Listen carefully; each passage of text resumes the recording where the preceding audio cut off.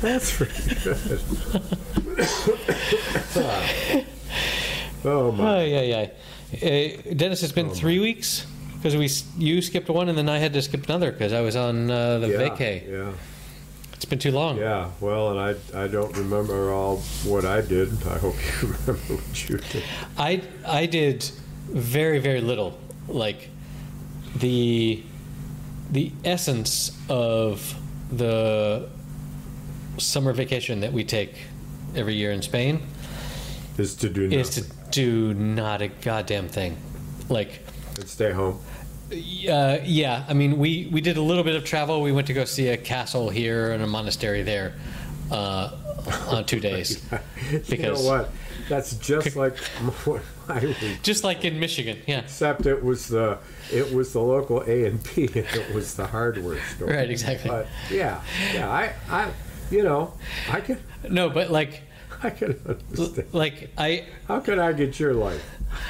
I want to be able to casually say, well, we went to, a castle here and a monastery there. Yeah. I think that's probably already early in the session could sometimes. Exactly. So from this point forward, you've got to explain yourself as to why that is just in your world almost nonchalant. Because it's like pretty fucking remote. What we do is like there's no good place to sit in this house. Like there are only beds, and in the afternoon, in front of your TV, there's a television with a couple chairs, but it's often run by other people. So like I don't really no couch, and it's also so hot. There is some air conditioning now where there wasn't before, but it's so hot in the afternoon from 2 p.m. until 8 p.m. that like all you can do is just like lie down. So do you have fans bringing air in, and then on the other side of the building, fans blowing out to keep the air circulation maximized? So nowadays we have an actual air conditioning unit, so we can control the temperature in the bedroom. Inside one, yeah, or just the bedroom. Well, in the bedroom that I occupy, but also in the several bedroom area where other people occupy. Simple rollaway, big rollaway with a tube. You just insert under the window. No. It's a very American idea. It's installed. I am an American. It's installed on the wall with a tube that does go out to the fresh air, but there's a remote control and you can set it to whatever temperature you want. So you had it installed. I thought it was a portable. No. This was installed like 8 years ago or something, 6 maybe. Oh, I didn't know that. But anyway, it's too hot to be outdoors or do anything outdoors. And the only thing we do is we go to the local municipal pool, but it's so how hot is it's so crowded. How hot is it? It gets close. It gets into the high 90s Fahrenheit.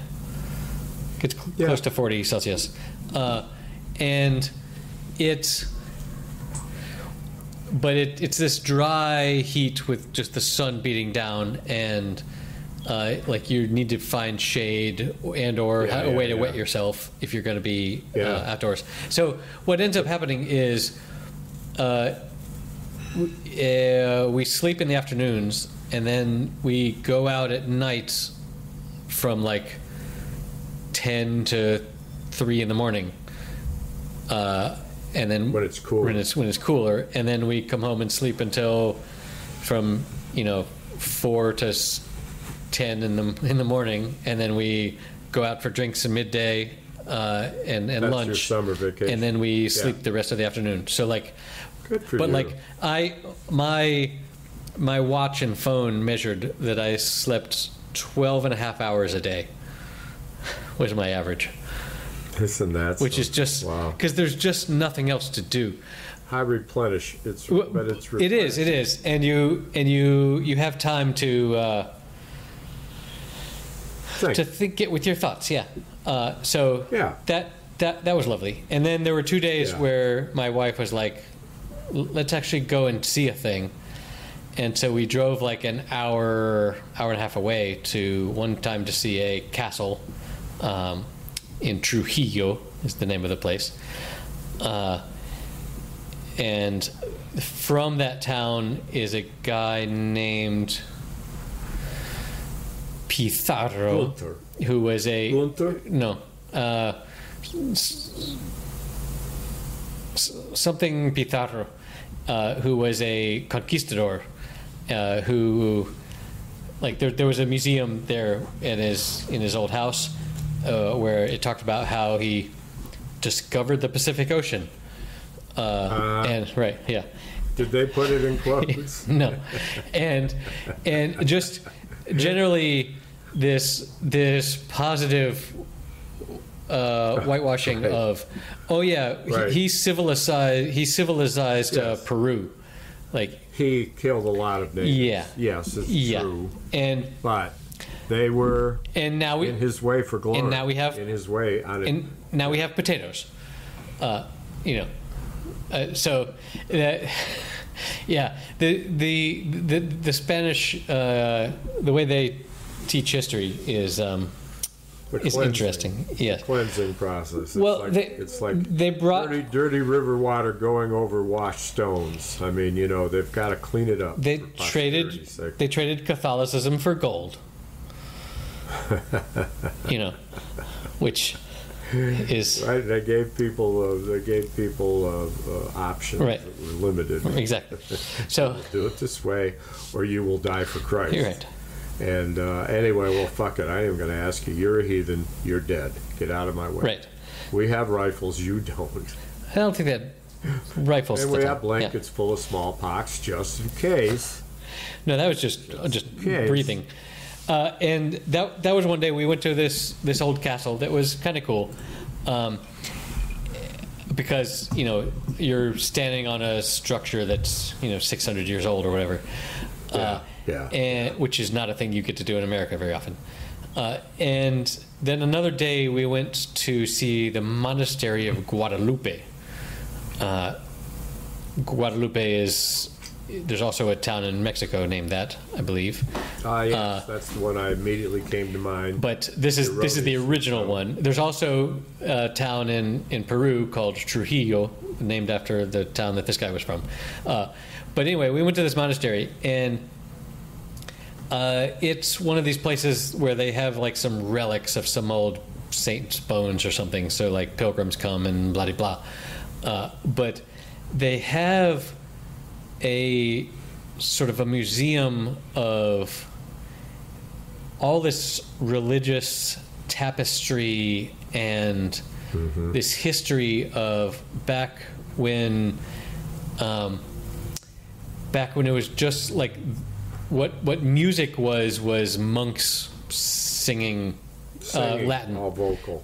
And so one of the things that kind of blew my mind was they had these huge books that were probably 3 feet tall and 2 feet wide. So when you open them, they're like 4 feet wide.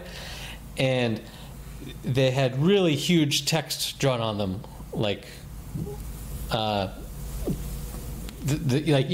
letters were several inches tall. 8 inch text, 8 inch font. And between them there were these, like the beginnings of musical nomenclature of there were some dots were higher and some were smaller, but it wasn't like quarter notes and eighth notes yet. It was like predated that. And these were these books that they would open in front of the choir, and it was like 10 feet in front of everybody, and so it had to be super huge so that everyone could read it.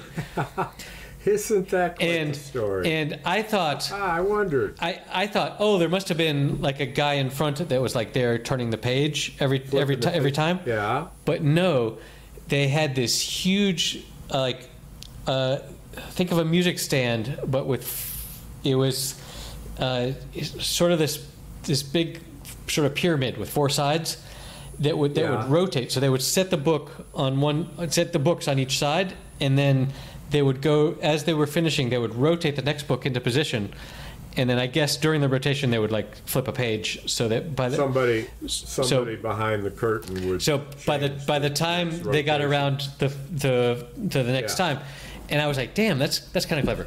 But what really blew my mind was the intricacy of the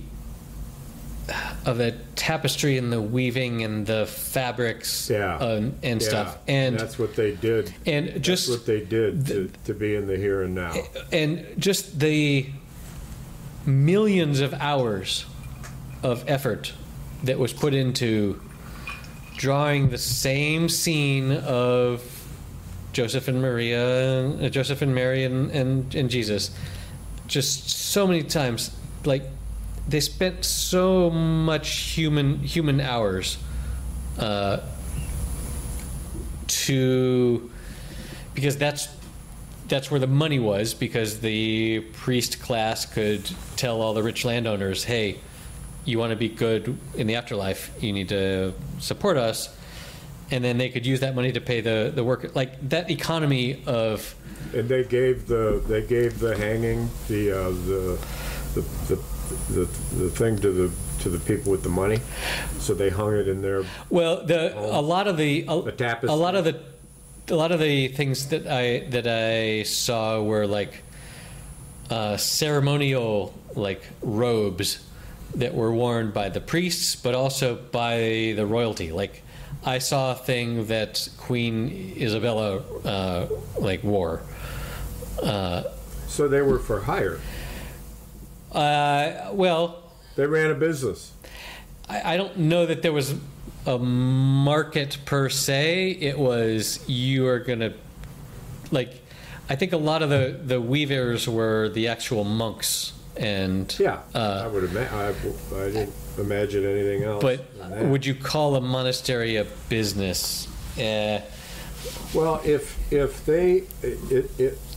those tapestries were part of an arrangement that was a charitable contribution, like a thank you card, right? Then that's fine. It's got a business aspect to it. You're not running it as a business. Right. You don't have to worry about taxes because you're a religious organization. But the fact is, it was transactional. Yes. There we go. Pinpoint. I said the magic T word. For a good word. Yeah. He knows all the good words. All the best words. Good words. Yes. I have the biggest crowd sizes. Right. Yeah.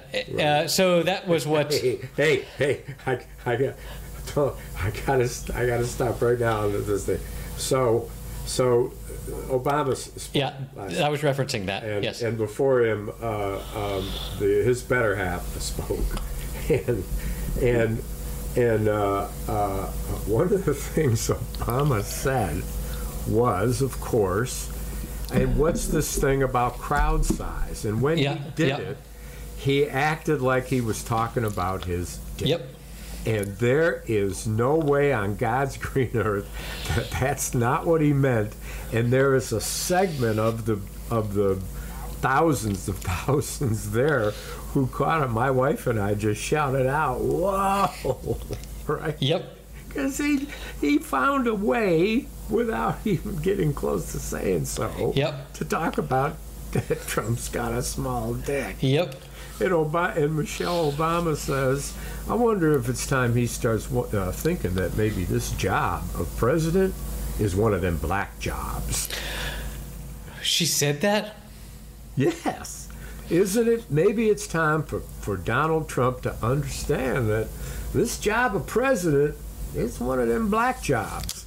Wow. And people, oh yeah. I did not see that part. And they're starting to campaign now. They're doing it now.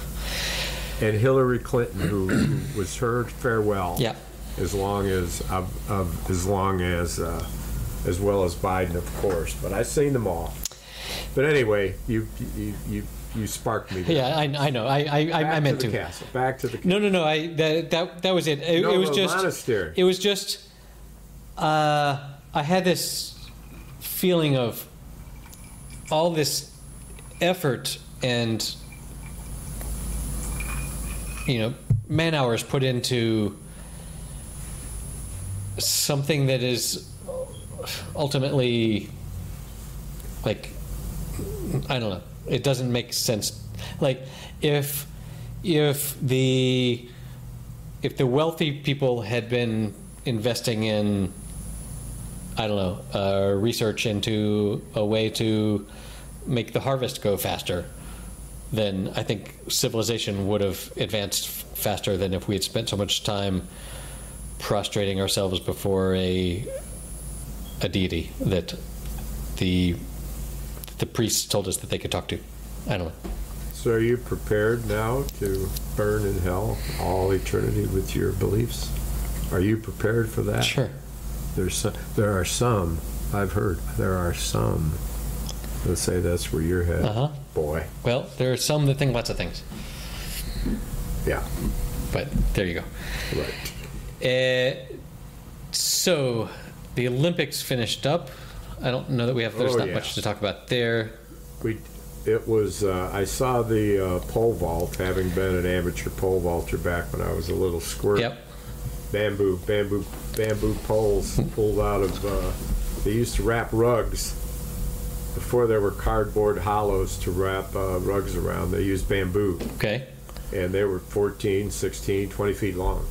Pieces of bamboo that you'd cut them down, and they were flexible, and that's what people used before there was, the more modern fiberglass, right, which now, of course, is what everybody uses. But anyway, it was stunning. It was stunning. I've never seen anything like it. It was a high moment. Yeah, there was a world record set. Yes, and he did it. I recall there were 3 attempts. Yep. And he did it. He was one happy motherfucker. Where's he from? Sweden? I think so. Yeah. He went over and he kissed his beautiful blonde wife, and then he started punching his best friend or trainer or whatever. Yeah. Right. Yeah. Well, it was fun. I saw some of the gymnastics, which was just hard to believe that's even possible. What you're saying is true. And then in slow motion. So you've had quite a shave since I saw you last. Yes, you got your summer cut. My better half was on vacation down in Wilmington. Yeah. North Carolina, and she hated my beard. Right. And she said it was like kissing the back end of a gopher. To which I asked her, "How would you know that, honey?" She says, "What do you think I do in Wilmington?" Yeah.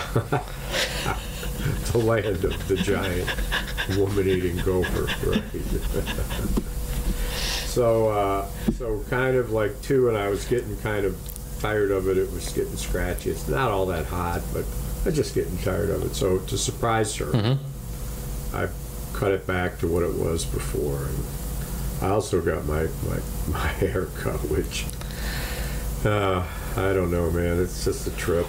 It's like, just shave all the fucking hair off. It's such a pain in the ass. Hey, man, when I went off to Denmark and the local and my dorm mates were having haircut day, where they just had a machine and they were all lining up to shave their heads. I never had a really short haircut, and then you did, and I did, and I was like, oh, this is actually way better. Like, you don't have to worry about anything. Ever since then, is that the case? Ever since then, yeah. I don't believe I remember seeing you as an adult without hair just that short. Right, exactly, because that was. If it grew out, would it be like stand up straight, like a big giant afro kind of looking thing? Or? No. It's super thin, weak hair. It just like flops around. It would be. It's not good. You show a certain disdain for your hair. No wonder you cut it out, you wretched hair. You weak, sniffling, graying, limping piece of wisp. So I'm I'm considering doing what I did last presidential election and not shaving my beard between election day and inauguration day. Well, so just in before it was in. I mean, not so much protest, but just, hoping that we actually make it there. And this time is going to be similar. Because, boy, as you know, I've always been super cynical about how obviously Trump is going to win and he's going to destroy democracy and shit. And so I find these sparks of hope that we've had over the past couple months, over the past month, to be just a month. Weeks.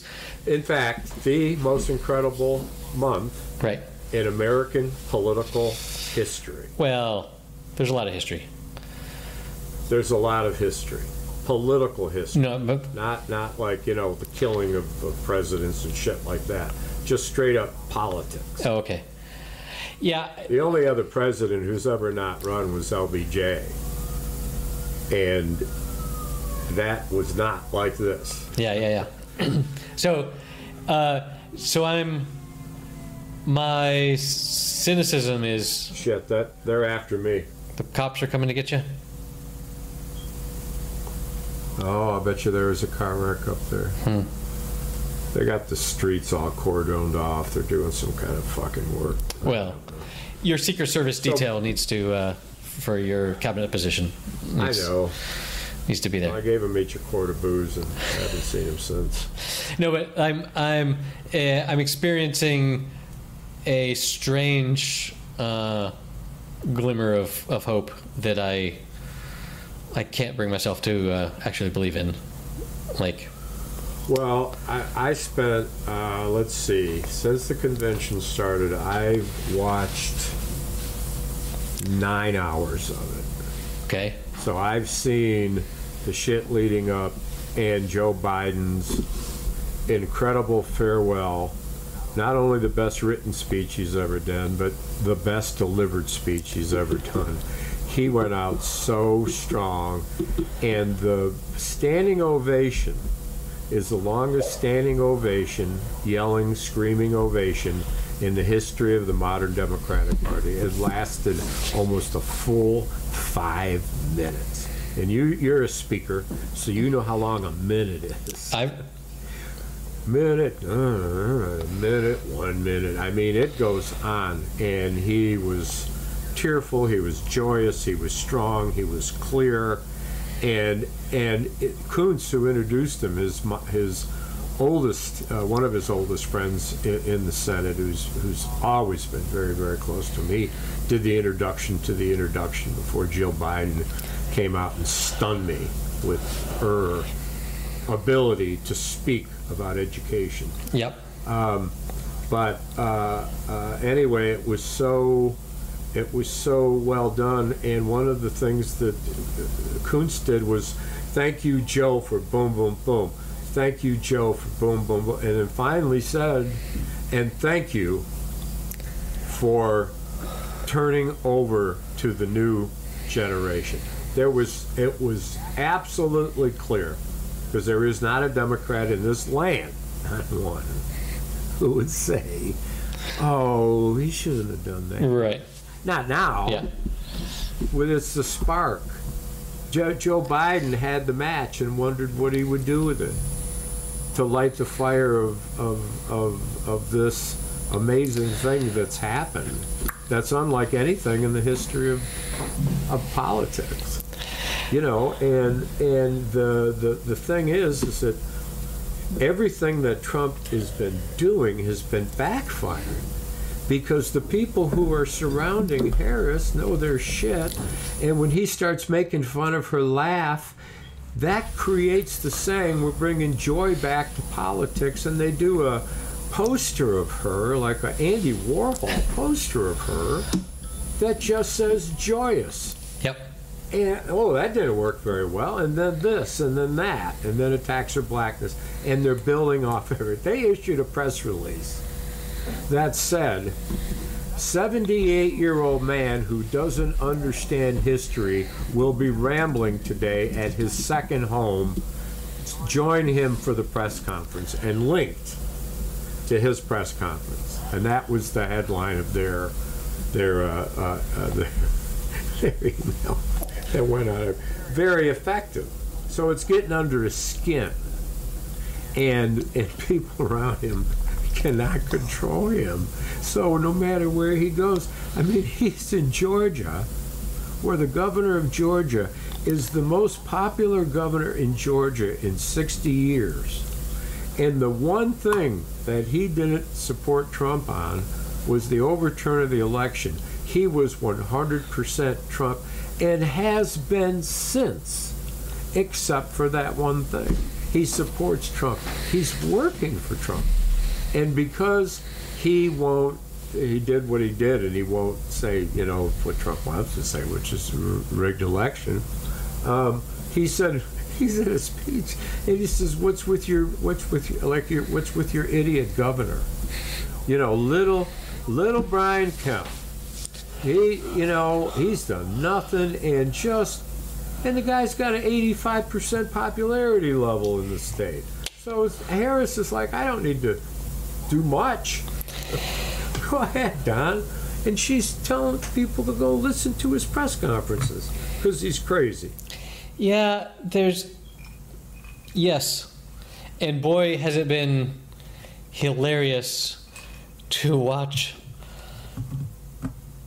someone that thought they had just a stroll into the White House over, yes. and such an obvious win. And we all thought it was an obvious win before.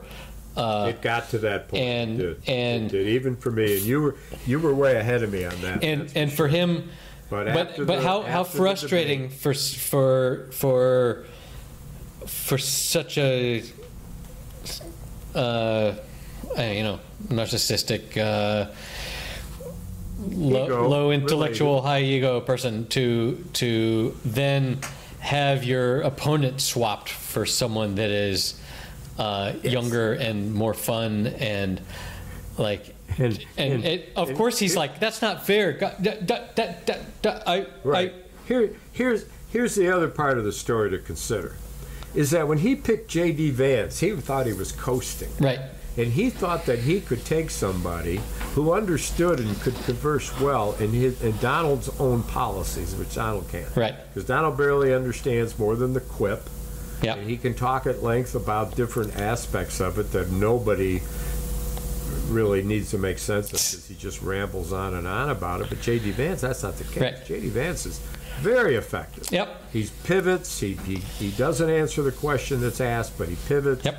And so they're like, well, we don't really need to pick him because of what he's bringing to the ticket, because not just the ticket, but the whole party. He speaks so much better than Donald or Joe. Like J like I told you, the thing about J.D. Vance was how refreshingly coherent he was as a presidential speaker, because the other two are so incoherent. True. And but then of course there's the stuff that he believes in. Yes, exactly. Which is wild, but boy, he does say it very well. Exactly. He says the craziest shit really well. Yes. Yeah, he really does. And I remember John Carl, who just finished up a book and published it about Trump, was interviewing him, and he said, it's the left, misrepresenting my words. And John Carl said, I just read those words to you. They're not misinterpreted. They're quoting you. Right. And he said, well, that's not the point. When I said that, it was a thought experiment. He knows that term? Wow. twists his head a little bit, and he says, it wasn't taken seriously. It was a response to a question where the question intimated the Democrats were going to go heavy-handed in something, Yeah. And so he tried to explain it away, and John Carl just changed the subject. But J.D. Vance is a drag on the ticket because he's spending all of his time. He's so easy to attack because he's so fucking weird. Right. And he's showing up at places. They're still trying to act like the idiots are campaigning during the the Democratic National Convention. That's not a time to spend your money or your time. Just let it go? Have you seen? Have you seen all the semen cups? No. What? This is okay. So you know how when Donald got shot and everyone put on a little ear thing. Now the MAGA people are carrying around little cups that are labeled J.D. Vance's semen because they're proud of his this is how you make babies stance, and also mocking apparently Walls and his wife had some contraception or something, and so they had a uterine a uterine and so procedure. So they're proudly walking around with these cups that say J.D. Vance's semen.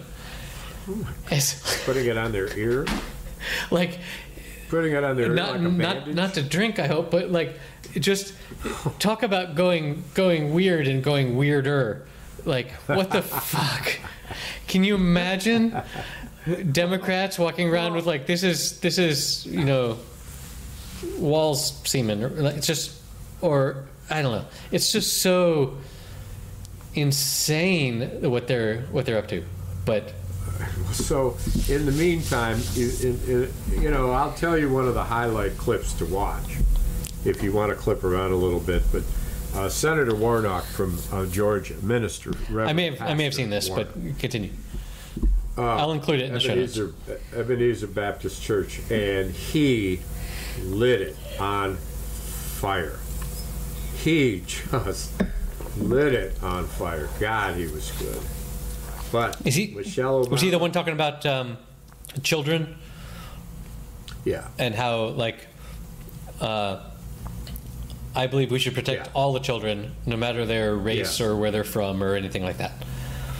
Yeah. And it's boy, that's a easy stance to defend, Well, Republicans voted no. I mean, one of his litany was what they voted no on. Right, of course. They voted now for increased child care assistance. They voted no on child nutrition programs. He said, "How can you be pro-life and you're not pro-life?" No. They're not. They're anti-children, but they're pro. They're anti-abortion and anti-children. Pro-control. Yeah. Is what they're after. Yeah. Most of them got penises. Go figure. Indeed. Yeah. So that's politics desk. So where have you been? Where'd you go? No monasteries? Well, I went. I went walleye fishing. I sent you pictures, didn't I? Perhaps. I thought I did. But anyway, it got rough seas. It was 2 and 3 footers bouncing around, and then a little crosswind. So it was choppy on top of that. 2 and 3 footer. At one point. Are we talking about fish or waves? What's that? What was 2 or 3 foot? Waves. Okay, not the fish. Yeah. So you were out in Lake Erie and you were bouncing around. Oh man. There's some threat of rain and whatnot. But at one point, an image that strikes me, it was after my brother Joe, who was standing up in the back where you've got 6 poles put in pole holders, and they're all spread apart, and they all have different mechanisms on there that make them dive either deeper or less deep. Yep. So that you're covering 3 or 4 different layers Sure. of 65-foot water. Yep. Depending on where the fish are. and they're not going to get tangled if you put them on right, because they all have their own kind of control as to where they go. Plus speed and distance and that kind of thing is quite a science to it. But anyway, with the Rocky Rolly, he was doing something, and I kept yelling to him, you got to lean, meaning when you walk sure. the back of the boat, you lean on the side of the boat. You don't try to go free like you're on ball bearing wheels. And bam! He didn't fall overboard, did he? Hurt his knee. Oh, okay. Hurt his knee, and he couldn't get up anymore. And we were early in the trip, and so we're going. We're catching smaller ones, and Timmy's like, "Well, we're going to go out a little deeper." And as he starts to go out deeper, we get a fish on. There's a fish. Oh, wait a minute. Net him in the net, about yay big, 18, 20 inches, something like that. Unhook him, throw in the cooler, rinse out the net. Can't even put that pole in the pole holder before there's another fish on it. Bam. At one point, I had 2 fishing poles fully ready to fish, with a spinner on them and a big worm, and they were both laying in the bottom of the boat. Well, I had a third pole in my hand, trying to get it netted, right. And which Timmy would do because Joe couldn't get up. All the time avoiding these 2 poles on the floor of this small boat, and it rocking back and forth. Damn if we didn't do it.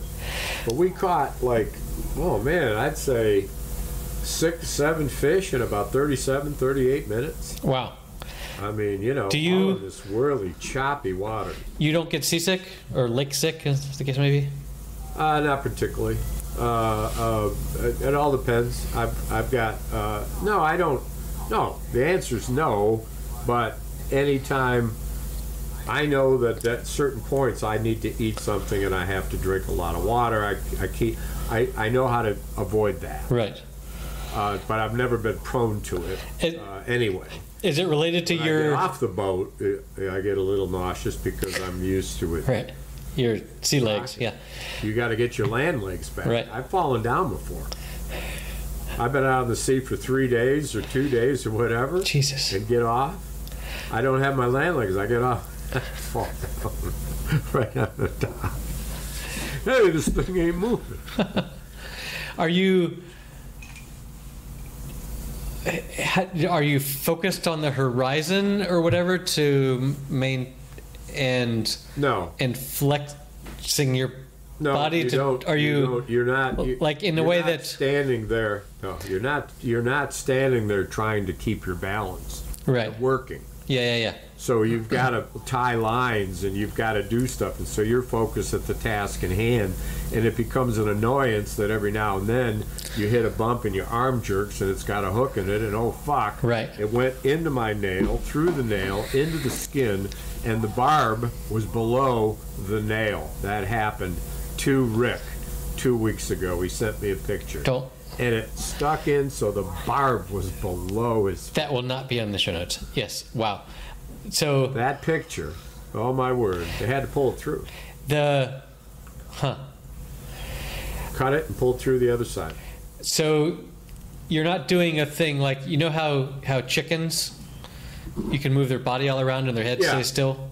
You're not doing that at all. You're just like, you're working in a chaotic environment, and yes. Where gravity is pulling is just a part of the chaos. It becomes it's not about that as much as just working under a particular stressful environment. Now, the more you've done it over the years, the better you get at it, the more you get used to. Sure. It's a body memory skill, but what it requires is just a lot of leaning. I mean, when you go over to a side, you've got a hold of the side of the boat. You put your hip on it. In the meantime, your right leg is up against the cover for the engine. Sure. So you've got 2, maybe even 3 points of contact. Right. It's like I'm visualizing that. Off a mountain. Yep. And it's in the same. And so when you've got to reel a fish in, you're leaning forward with your knee in the back of the boat with your foot near that same foot near the motor cover. Right, you're always pressed up against the sides in some way. You're just stretched into the places so that you can do what has to be done. And in order to get the fish in the net, you've got to walk backwards because the poles are so long and the line is so long it won't come up anymore. Right.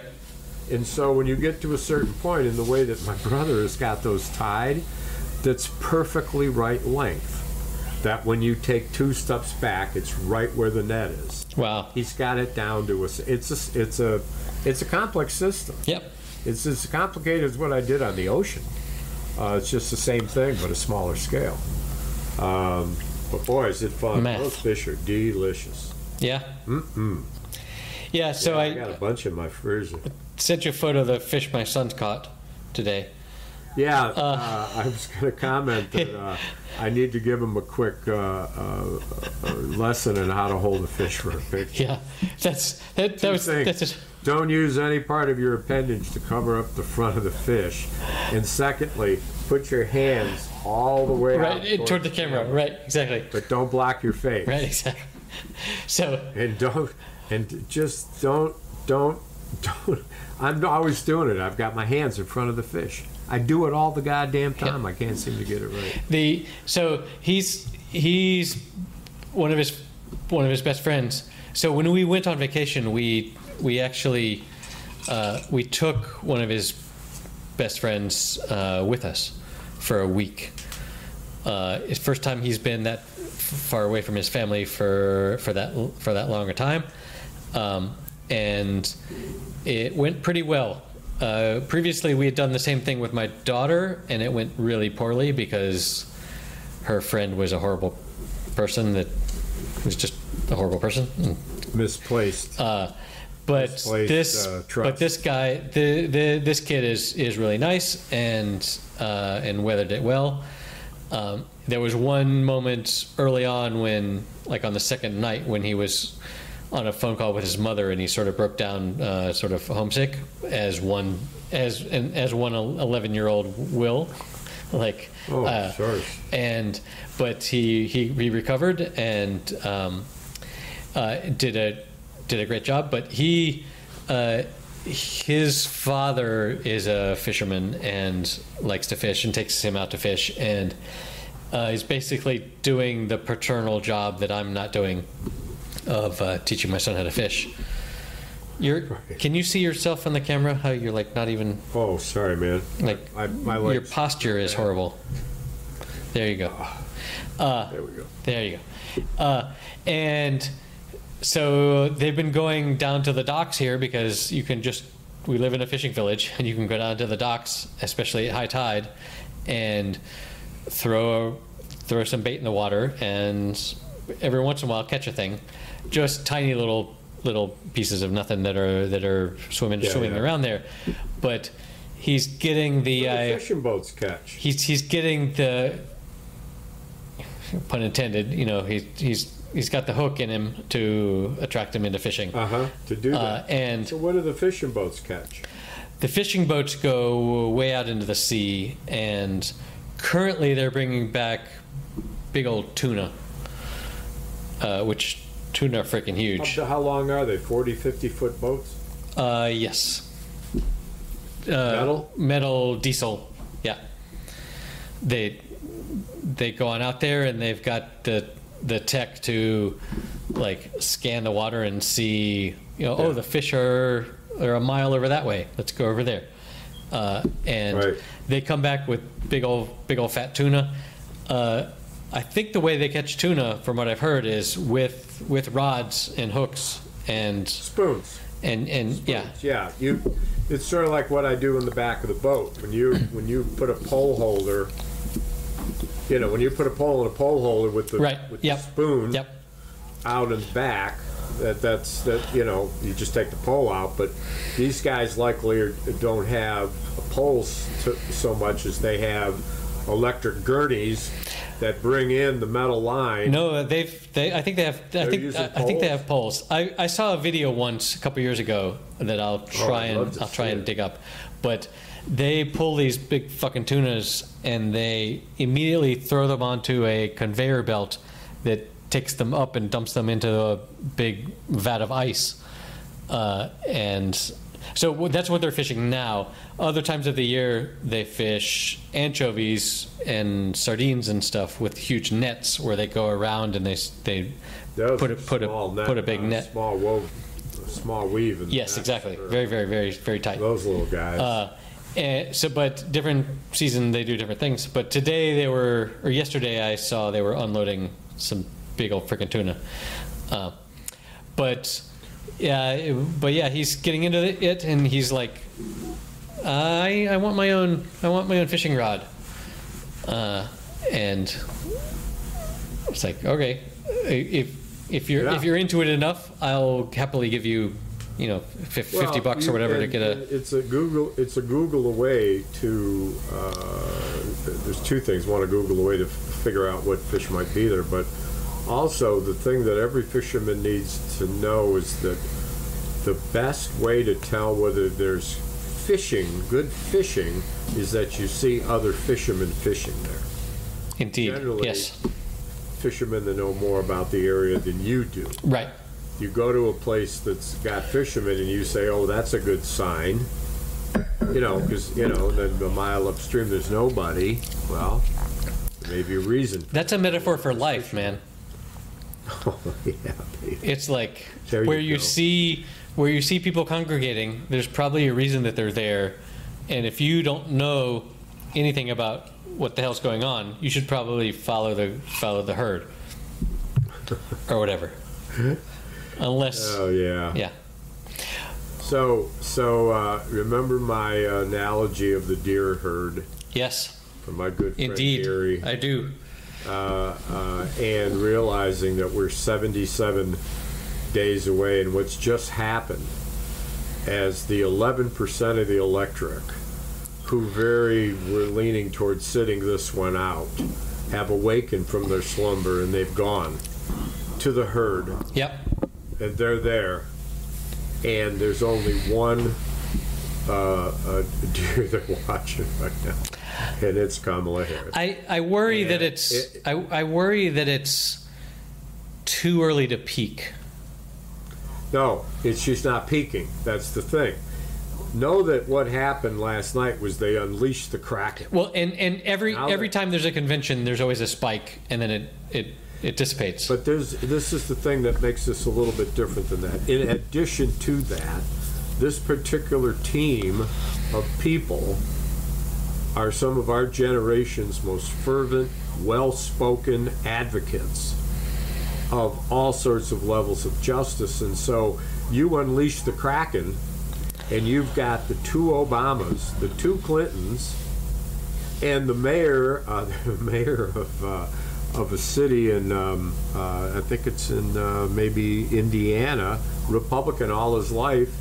He was the speaker at the convention. Right. He said, I feel a little out of place here. It's the first time I've ever voted Democrat, but it's a threat to democracy. I mean, this stuff that's happening isn't peaking yet. Now that the Kraken is unleashed, and they're going to every major city where they can get the population up to African women, people of color, up to 82, 85%, like Obama did, this starts to look like, holy shit, don't ever say it and jinx it, but holy shit. They're unleashed this, and Kamala Harris has become very smart because she hasn't subjected herself to one single in-depth interview. It's been all of 3 weeks, and she's saying, I'll get to it. I got she shouldn't. She should. No reason to do it. Right. She will. She shouldn't. In the next 77 days, she's already said one of the pieces of legislation, she is going to make certain that the bipartisan border control bill that was forged by the most conservative Republicans in the Senate, that she's going to revive it and she's going to sign it into law. That is a absolute 1, 2, 3 step plan that makes all the sense in the world, and she has got him dead to rights on that shit. That's her position. He can't even speak to it.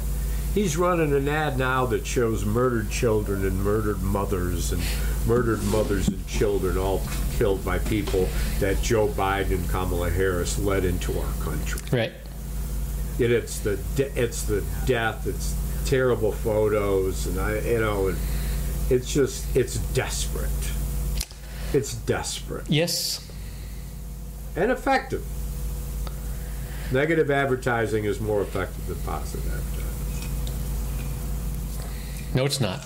Oh, no, just not to us. No, sorry, I was being negative to be more effective. Yeah. Yep. Boy.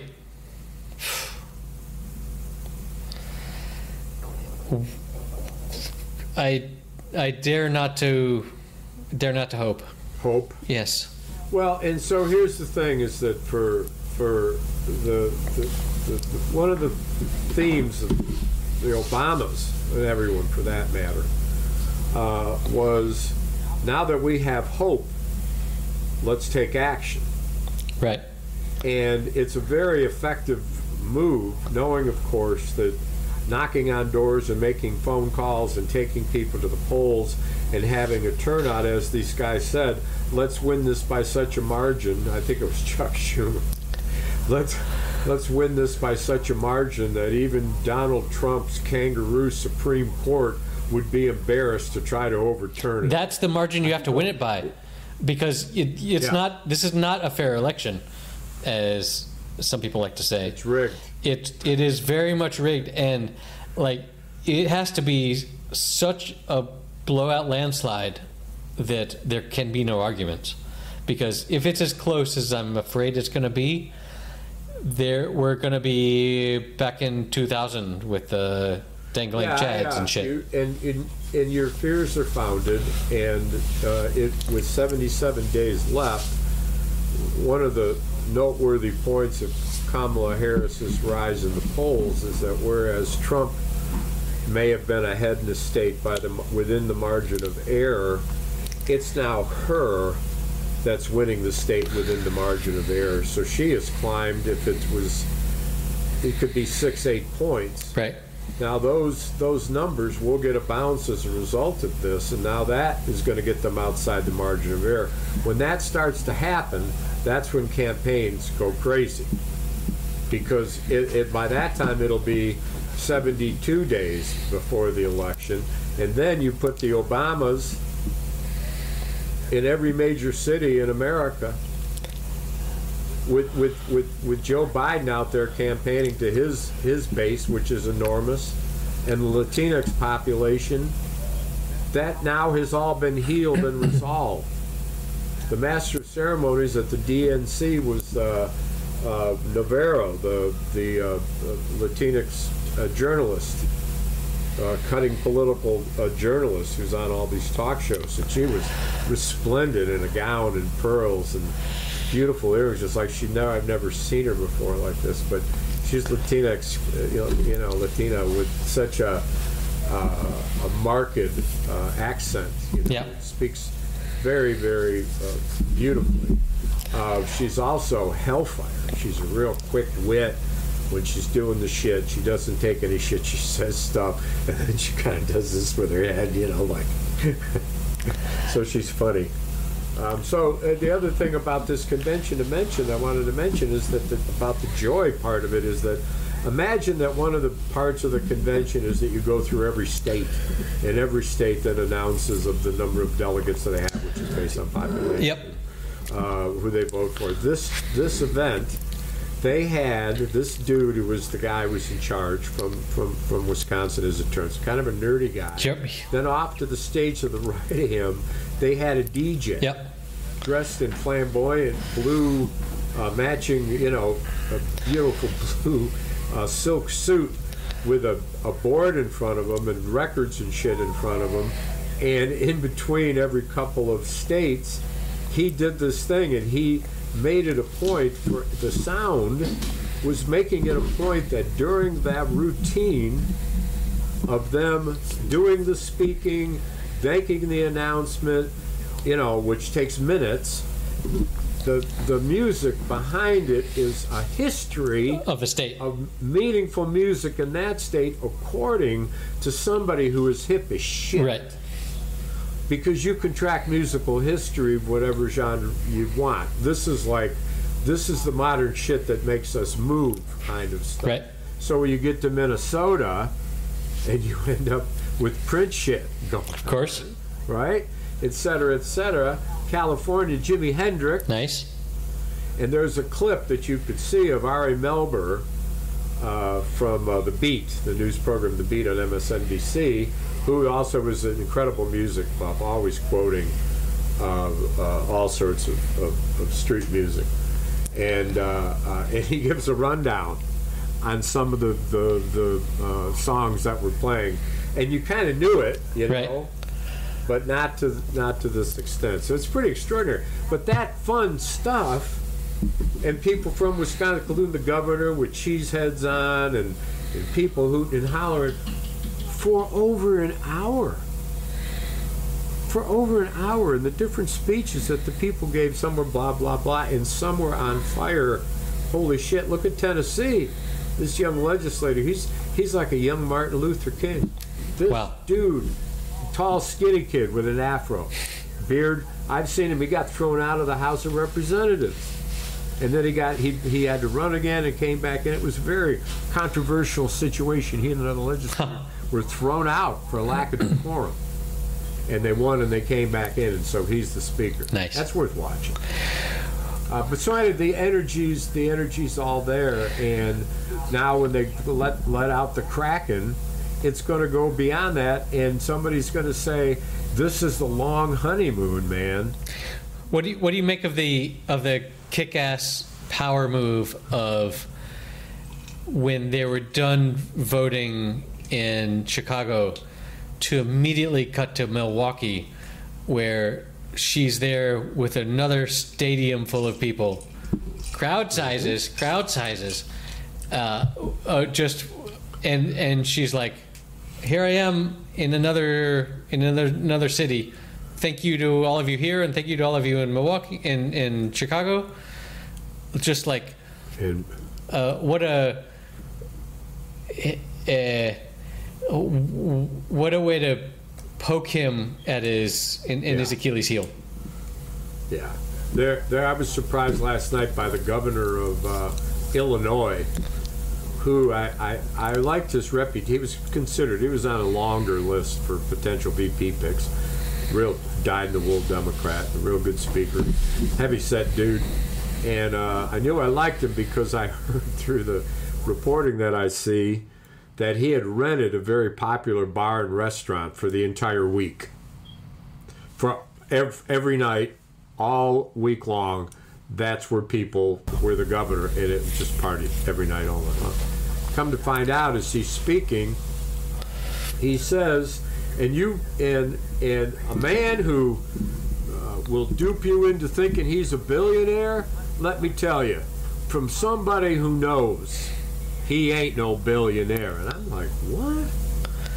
He is the heir of Hyatt Hotel. Nice. He's worth almost $4 billion. This dude's doing this for fun. Right. And it was zinger after zinger after zinger after zinger. And it done in a real, political kind of way. Sure. Outsized and ladies and gentlemen, and just, like a showman.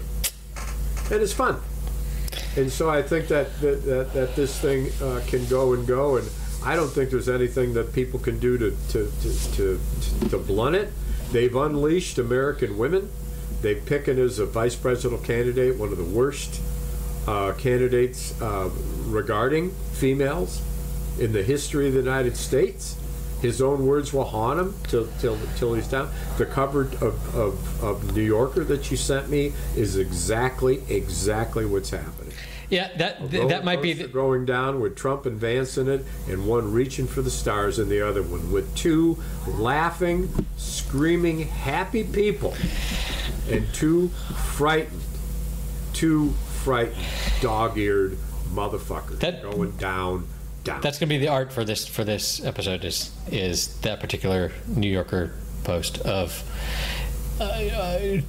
the roller coaster of two people going down scared and two people going up joyous.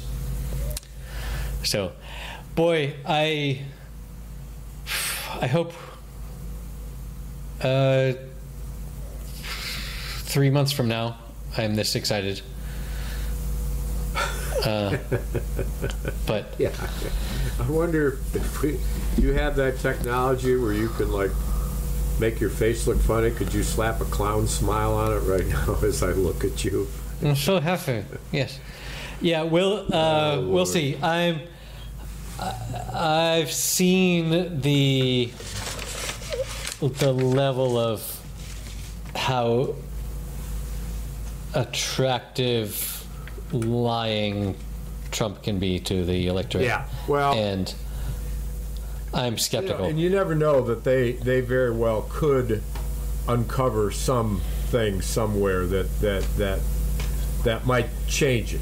But I think it's kind of late for that. That's the good thing about having a more of a, do I understand, as a European style election, 3 months instead of what ours has become, which is incredibly long.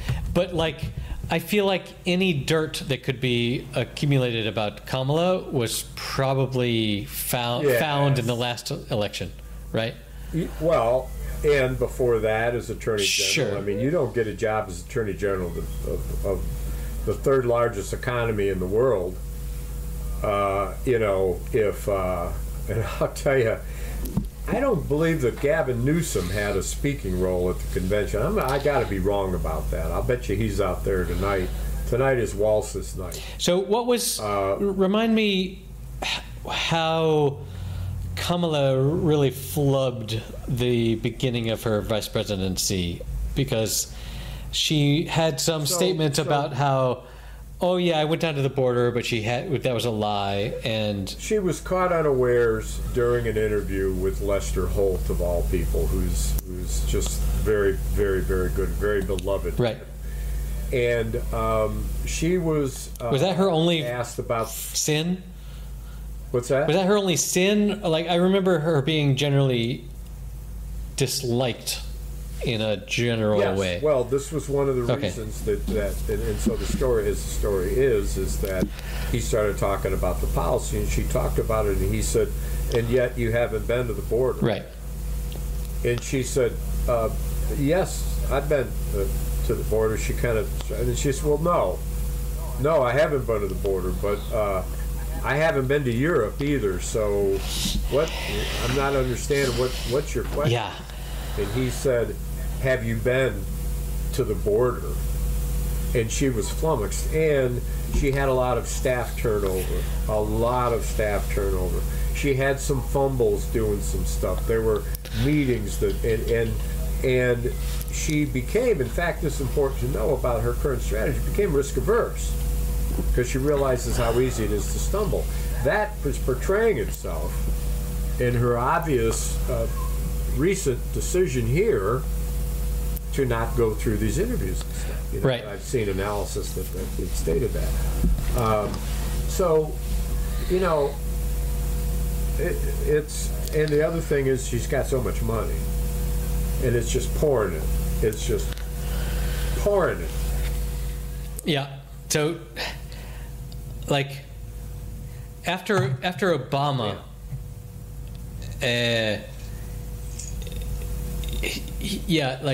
I feel like interviews are hard, and Obama was such a cool cat all the time. Yeah. That you couldn't really shake him, and he was just there and had an answer. Well, and he looked so good. He was so funny last night.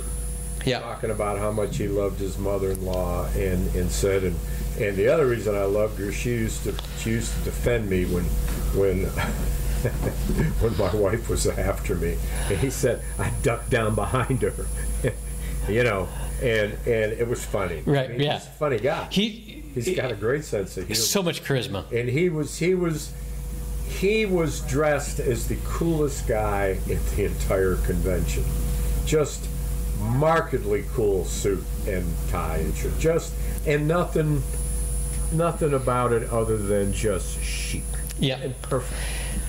Absolutely. Self-deprecating. That is such a key to likability. The ability to self-deprecate. Which I don't really have. And but other people help you by telling you how much you suck. Right? That's what you call begging for an insult. But say that and you'll get an insult. That's it, whereas Trump is the total opposite. He can't possibly self-deprecate. Like, I don't know. Well, because he's better looking than she is. That was very important that he make that clear. And the music and the entertainment is awesome. I mean, they've got permission and they're using Beyonce's song, which I think is Fire. Yeah. The name of it, and that's her theme now. And they got Megan Thee Stallion coming up with her whole dance act, and everybody in the place is going crazy. They got rap artists. They got things going on here. This is it is joyous. They don't have Hulk. I mean, they don't have Hulk Hogan though. So you know, UAW, head of UAW, I think his name is what is UAW? Shane Fain. I don't remember his name. Fain. His last name is Fein, and he had on a sport coat and obviously a T-shirt with something on it, a red T-shirt, something written on it, and in absolute response to Hulk Hogan, at one point he said, "Excuse me, I'm getting hot. Will you take my jacket?" And he had his jacket off, and he had on a red T-shirt with a big white thing in the front of it and said, "Trump is a scab. Yeah. Vote for Harris." I heard about that. It's like, you do Hulk Hogan, I'll do this. And boy, was he clear. What a great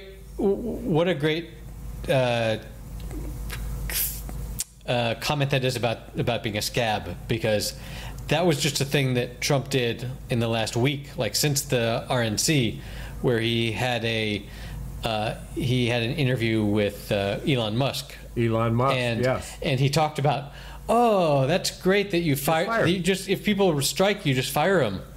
And they're being sued for that, you know. Right. Did you know? Yeah. And for intimidation of the workers. But like, of course, that's what billionaires would talk about amongst themselves.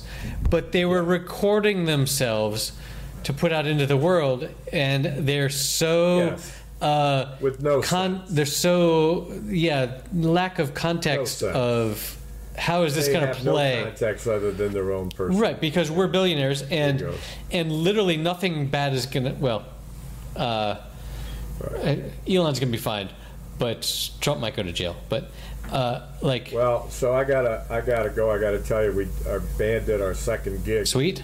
And we managed to work through and successfully get through a couple of episodes of real bad sound back that had to be fixed while we were singing. Okay. Another guitar string broke, and it was like, we could get through the mistakes. But they're bringing 2 and 3 new songs between gigs, and so we're at like 30 some tunes, and so I gotta do this because I gotta rehearse. Day after day I'm more confused, yet I look at the light through the pouring rain. You know that's a game that I hate to lose, and I'm feeling the strain. Ain't it a shame? Oh, give me the beat, boys, and free my soul. Wanna get lost in your rock and roll and drift away. Oh, give me the beat, boys, and free my soul. Wanna get lost in your rock and roll and drift away. beginning to think I'm wasting time. I don't understand the things I do. The world outside looks so unkind. I'm depending on you to carry me through. Oh, give me the beat, boys, and free my soul. Wanna get lost in your rock and roll and drift away. Oh, give me the beat, boys, and free my soul. Wanna get lost in your rock and roll and drift away. And when my mind is free, you know melody can move me. And when I'm feeling blue, your guitar is coming through to soothe me. Thanks for the joy that you're giving me. You gotta know I believe in your song. Rhythm and a rhyme and harmony.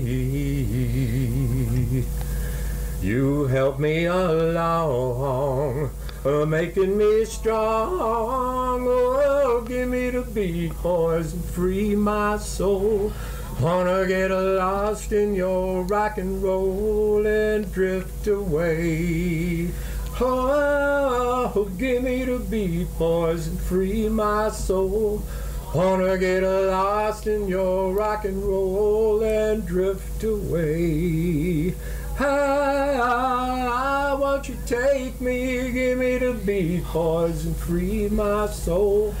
Wanna get lost in your rock and roll and drift away. Peace, bro. Out. See you next week. We are the Mojo Riot.